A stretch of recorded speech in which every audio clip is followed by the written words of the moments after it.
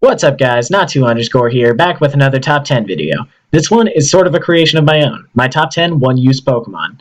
A one-use Pokemon is a specific Pokemon that you've only had on your team once, and that single Pokemon is your full experience for the species.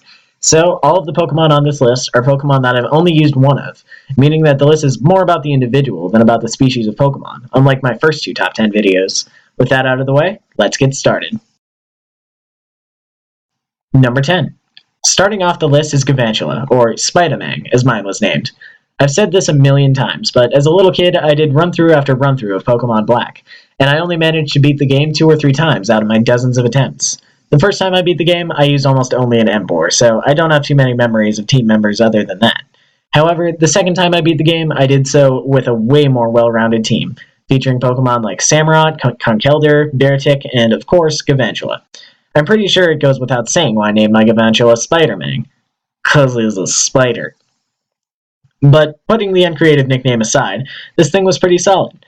It's an electric bug type, so that makes for some interesting moves and coverage that slips through the cracks on some teams, like against water types or psychic types. I taught Spider-Man tons of powerful stab moves and sped through the second half of Unova with it, and it was a big help in taking down Skyla and Caitlyn, and my devilish moveset featuring Volt Switch and U-Turn made Spider-Man a really good lead.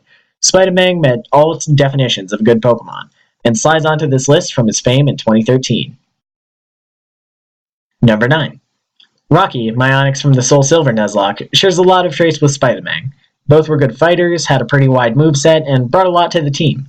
What sets Rocky apart was that he was in a Nuzlocke, and the bond between Pokemon and trainer is much stronger when tested upon death by fainting. Rocky was a survivor of the Soul Silver Nuzlocke, but with the series gone, he might as well have fainted. Oh, and by the way, Rocky almost did faint. Several times. Like many rock ground types, Rocky had a superb attack and defense, but pretty laughable special defense, which can be a problem when you're 4 times weak to water and grass, and 2 times weak to ice, steel, and ground. Oh, Rocky, you are the strongest of the strong and the weakest of the weak. Number 8. A few months ago, I did a Wonderlock of Pokemon Y on my own time. Apart from a randomizer, these are the best way to use Pokemon that you normally wouldn't, and by the end of a Wonderlock, you can definitely have a new perspective on at least one Pokemon. For me, one of these Pokemon was Gardevoir, which I had never actually used until this point. I mainly switch-trained it after receiving my Gardevoir in the Ralts phase, and continued this trend in the Kirlia phase, but once that thing hit level 30, its special attacks skyrocketed, and Gardevoir became one of the strongest things on my team. After setting up 1 or 2 Calm Minds, Gardevoir was a real threat in battle, with Psychic or Moonblast to take down almost everything it faced.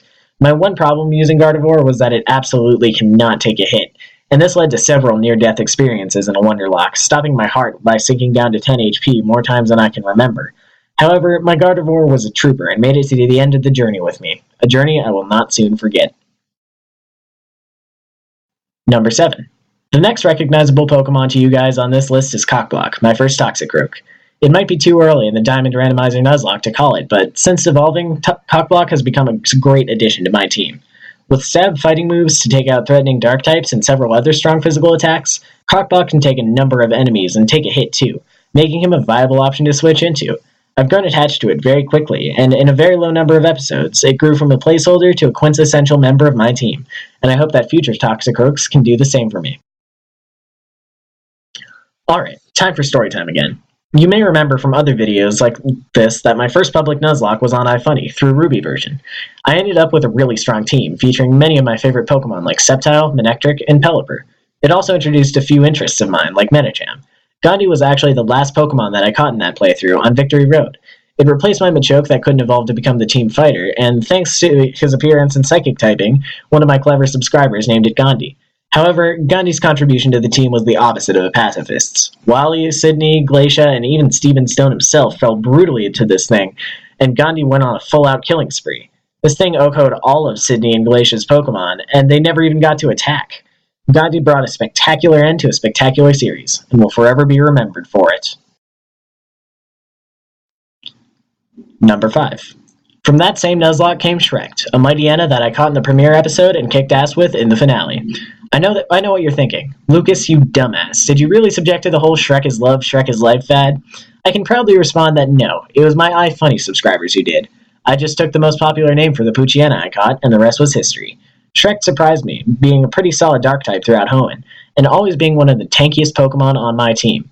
As I said earlier, a Nuzlocke deepens the bond between Pokemon and trainer, especially when the two have been closer for the entire journey. The best comparison I have for this would be how I'd feel if Broom stayed with me to defeat Cynthia in the randomizer Nuzlocke. At the end of the day, Shrek was a strong companion to me on my iFunny adventure, and gave me new insight to how I see the Mightyena species of Pokemon. The last Pokemon that you guys don't know the story of, and the next sort of dog-like Pokemon on this list is Umbreon, a Pokemon that I used in the same Wonderlock as Gardevoir.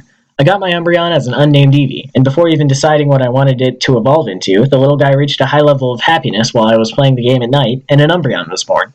I was really excited, and even a little flattered, since traded Pokemon notoriously gain happiness slower. By the second gym, I had gotten it to high happiness, a big accomplishment for me at the time. Umbreon doesn't have the best learn set by level up, so I taught it mostly TMs, but that didn't hold it back one bit. By the time Umbreon tanked its way through the Kalos Elite Four with no problem, I had taken advantage of its low speed and high attack and defenses by giving it payback, along with the deadly trifecta of Toxic, Protect, and Leftovers. Bite stayed on there as a physical move for Pokemon that were slower than Umbreon, and before I knew it, I had a competitive-ready Pokemon. Umbreon was one of those MVPs of the team until the end, and I'll always look back on it fondly. Number 3. Rapidash, or rather Mustang, is the definition of the idea good things come to those who wait. Some people think of Magikarp when they relate that saying to Pokemon, but with XP shares and Switch training, getting a relatively quick-growing Pokemon to level 20 is no challenge. Rapidash makes you wait until level 40 before you get something good because, let's face it, Ponyta's no prize. Its attack and speed stats are passable, but not many fire-type attacks are physical, and what good is speed if you can't use your earlier turn for a strong attack? After some odd number of levels, which are spent having Ponyta attack almost in vain and barely take more than one hit per battle, a miracle happens. It evolves into Rapidash, and lo and behold, the stats stop sucking. Attack and speed remain strong, and special attack becomes usable, and although it isn't a tank, Rapidash can take a hit much better than Ponyta. This feeling of accomplishment and success that comes with evolving a Ponyta is difficult to put into words, and Nuzlocking amplifies this experience. You've probably had this Ponyta as a placeholder on your team for about 10 episodes of time, and finally, it becomes useful. I realize that this is a broad statement and can apply to all Ponyta and Rapidash and not just Mustang, who I've barely mentioned, but that's how I feel about this Pokemon. I don't think that Mustang is unique yet, but I do think that it's a Pokemon of mine to remember, and an inspiration to use Rapidash more often in the future. Number 2. Stantler is one of those Pokemon that sort of slips through the cracks as far as being noticed goes. It's pretty forgettable, considering it's a normal type that you catch after the first 5 seconds of the game, and it isn't a part of the plot like Snorlax, but Doe was different than that for me. In my now old Soul Silver Nuzlocke, I caught a Stantler to replace my deceased Machop, and to my surprise, it was really strong. Doe didn't have any exceptional moves, and Stantler's stats, while not incredible, are solid. It's fast and can deal solid physical and special damage, and comes out to a respectable total of 465. I had no idea, and the surprise I got when I was able to defeat most of Morty's Pokemon using only Astonish with Doe, I was hooked. She stayed with me for the second half of Johto, and I'm confident that this awkward reindeer with a frisbee up its ass would have held its own against any region's Elite Four. Number 1. The best Pokemon that I've only used one of is easily Meganium. Through the Johto games, the early Flying-type and Bug-type gym leaders made me scoff at choosing Chikorita, since Grass types are pretty useless in the region. I never stopped to look at Chikorita and its subsequent evolutions as a species, and didn't know how cool of Pokemon they are. This all changed in Eterna Forest in my Pokemon Diamond Randomizer Nuzlocke, when fate sent a wild Chikorita my way. Having only a Natu, a Whismur, a Scorbunny, and the saving grace of an Azumarill, I tried my hardest to catch it, and succeeded. Soar joined the team, and after evolving into Bayleaf, it became a valuable part of it.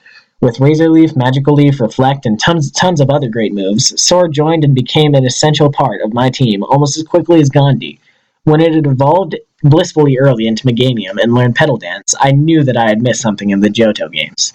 Soar took an evolution line I completely scoffed at and turned it into a staple of my randomizer team. And its story of redemption and badassery, given my perspective a complete 180, is the essence of a one-use Pokemon, and the reason that Soar is at the top of this list. Hey guys, did you like the video? If you did and aren't already subbed to my channel, subscribe now. I've got tons of cool Pokemon stuff to check out, as well as an Undertale Let's Play and a collaborative commentary with my friend Max. Apart from Google+, the end of a top 10 video is the only time I plug my channel, so show me that it works and click that red button.